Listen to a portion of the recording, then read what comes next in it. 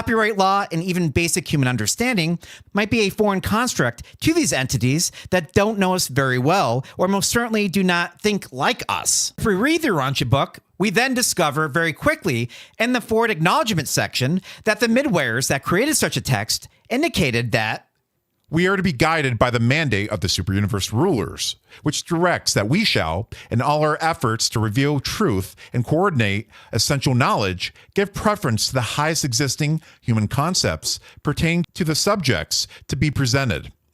We may resort to pure revelation only when the concept of presentation has had no adequate previous expression by the human mind.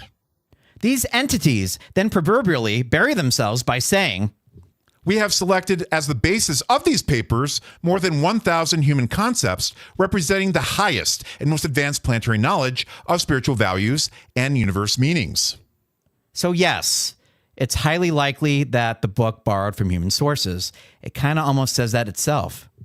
However, reading later pages of the Urantia Book further describes the mindset behind free and fully accessible knowledge.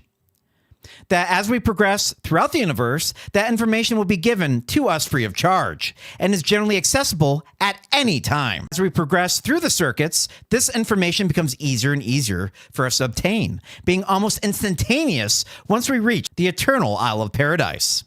Copyright law and even basic human understanding might be a foreign construct to these entities that don't know us very well, or most certainly do not think like us. What is more fascinating is how these entities were able to compile these works from 1911 to 1935, not forgetting that there was no internet back then. It should be reminded that the text was delivered in part using a student visitor midware, or a spiritual being that's considered a small step higher than a human being in the Urantia Book, which can be prone to error, being cited in the text of many of their number, siding with the Lucifer Rebellion and the Declaration of Liberty, which is a topic I have for you in my Lucifer Rebellion video on the subject.